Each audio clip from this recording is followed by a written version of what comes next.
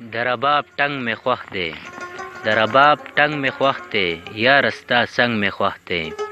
د تورو جنګ نه توبه، د تورو جنګ نه توبه، د سترګو جنګ مې خوښ دی. عاجز خاکسار یم زه، عاجز خاکسار یم زه، د خاورو رنګ مې خوښ دی. ګرانو مینوالو السلام علیکم ورحمت الله وبرکاتہ.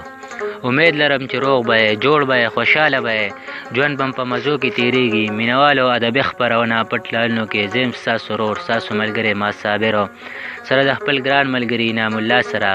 ملګري را سره ناست دی لیاقت صاحب دی، افسرخان افسر صاحب دی، وقاص مخلص صاحب دی. نن مو دا خپرونه د خپل ګران ملګري نبی الله خاکسار صاحب دی خواله راوړې ده چې دوی د دیوانه او آباد کلي سره تعلق دی. ډېر خوندور کلامونه لیکي. نو راځئ مینوالو چې په شریکه دې څه کلامونه واورو او د دوی د ژوند په باره کې دې څه تپوسونه وکړو. نو خاکسار صاحب پروګرام کې تهرکلی یم، ستړی مه شئ. ډېره زیاته مننه او ستاسو هم ډېره زیاته مننه چې دلته کې راغلی په دې لنډ تنګ وخت کې مو زموږ دپاره وخت وویستو. ډېره زیاته مننه. ستاسو هم یو جهان مننه خاکسار صاحب. خاکسار صاحب دا راته ووایه چې تعلیم مو څومره کړی دی او د کومو ځایونو نه م کړی دی؟ مننه. تعلیم مې ایم اے پورې کړی دی، لسم مې د اورینټل پبلک سکول دیوانه وبانه کړی دی او اف ایس سی چې دا مې د سواړی ډګر کالج نه کړې ده او بی سی سوات یونیورسټۍ نه او ایم اے چې دا هغه اوس سوات یونیورسټۍ نه روانه ده. ډېره مننه. خاکسار صاحب دا راته ووایه چې دا شاعري د کم وخت نه کوئ او په دې کې مو کم صنف ډېر خوښ دی؟ شاعري مې د شپږم پنځم د وختونه خوښه وه، خو بیا شروع کړې مې لږ وخت کېږي، تقریبا کال نیم کېږي چې شروع کړې مې ده او غزل مې پکې ډېر زیات خوښ دی او آزاد نظمونه هم څه لږ ډېر خوښوم. ډېره ښه ده. خاکسار صاحب دا راته هم ووایه چې په دې موجوده دور کې د کومې ادبي ټولنې سره تعلق لرئ؟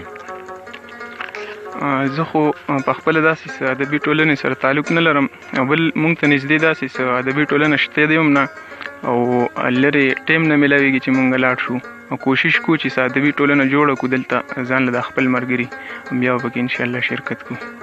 ډېره ښه ده خاکسار صاحب. خاکسار صاحب دا راته ووایه چې په دې موجوده دور کې څه کار روزګار کوئ؟ زما په خپله جاب شوی دی سټینوټایپسټ په ډسټرکټ جوډیشري بونیر کې 2015 کې او د هغې نه په دې خوا باندې په دغې جاب یعنې. ډېره مننه خاکسار صاحب. خاکسار صاحب مینوال به م ګوري، انتظار به کي. نو هغوی ته څه شعرونه، غزلې یا نظم ووایه چې هغوی ته هم خوندونه والي او زده کړه ترې وکړي موږ دا ناست ملګري هم. ولې نه، غزل نه مخکې یو څو شعرونه. ابتدا مې د هر کار په بسم الله ده، ابتدا مې د هر کار په بسم الله ده، کلمه د لا اله الا الله ده. د پښتو په ژبه سر قربانومه، د پښتو په ژبه سر قربانومه، له پښتو سره مې مینه پر اختیا ده.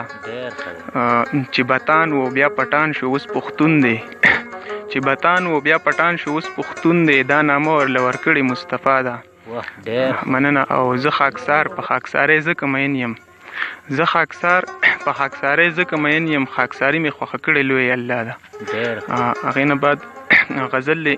ستا د یادونو نه مې غلا کوله نه کېدله، ستا د یادونو نه مې غلا کوله نه کېدله، نن مې د زړه سره سلا کوله نه کېدله.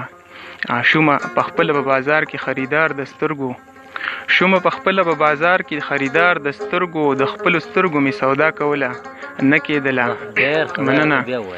مننه. شومه په خپله په بازار کې خریدار د سترګو، شومه په خپله په بازار کې خریدار د سترګو، د خپلو سترګو مې سودا کوله نه کېدله.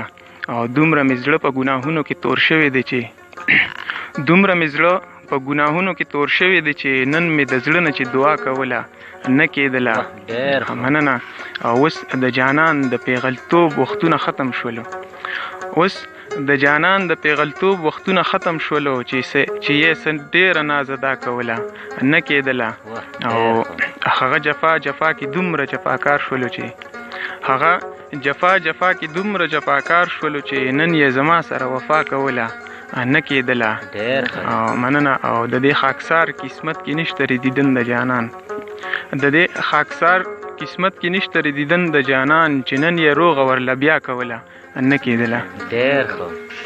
ډیره مننه خاکسار صاحب مینوالو تاسو د خاکسار صاحب شعرونه او کلام واورېدو نو امید لرم چې خوندونه به ترې اخیستي وي خو دې سره چې دوی نه بل هم داسې یو کلام واورو نو ډېر خوند به وکړي خاکسار صاحب او مینوال ته بل هم یو کلام ډالۍ کوي چې هغوی ته هم خوندونه والي او موږ دا ناست ملګري هم ولې نه غزل نه مخکې یو دوه درې شعرونه یخ یخ بادونه ستا انتظار یخ یخ بادونه ستا انتظار ښکلي وختونه ستا انتظار واورې وریږي او لارې بندېږي واورې وریږي لارې بندېږي دا بارانونه او ستا انتظار خوشي کمره او ګرمه چای خوشي کمره او ګرمه چای ستا ارمانونه ستا انتظار مننه غزل لی تنګ شوی یمه ځان له سبیګار ګورمه ښه تنګ شوی یمه ځان له سبیګار ګورمه ښه یوازې یمه ځان له چرته یار ګورمه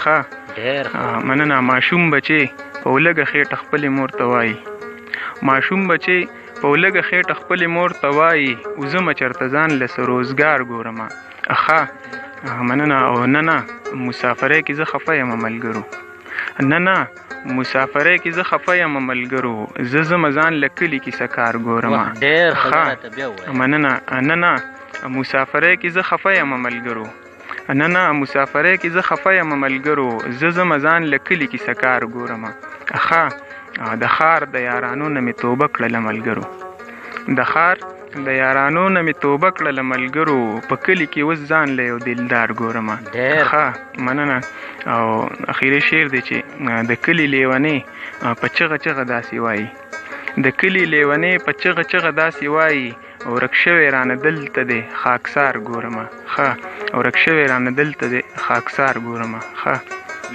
ډېره مننه خاکسار صاحب خاکسار صاحب په ډېر مینوال به م ګوري نو هغوی ته څه پیغام لرئ په وطن کې هم دي زموږ په بار هیوادونو کې هم دي هغوی ته څه پیغام لرئ مینوالو ته به زه دومره ووایم چې یو شعر دی هغه به ورته ډالۍ کړم د بل چا شعر دی وي ټولې د دنیا ژبې خوږې خوږې ټولې د دنیا ژبې خوږې خوږې ستا په سر پښتون یم پښتنې ژبې مونځ په عربۍ ژبه کې وروسته کړم خو نیت اول تړمه زه د دې ژبې نو مینوال ته مې دا پیغام دی چې د پښتو سره مینه ساتي پښتو ژبې د وړاندېوالي دپاره چې څومره محنت کولی شي چې هغه وکړي صرف د پښتو مینه دپاره ځکه چې دا زموږ مورنۍ ژبه ده ډېره مننه خاکسار صاحب مینوالو تاسو خاکسار صاحب کلامونه واورېدو نو امید لرم چې خوندونه به ترې اخیستي وي نو انشاءالله په راروانه ادبي خپرونه کې بیا ملاقات کیږي تر هغې پورې موږ له اجازت راکړئ د لوی الله په امان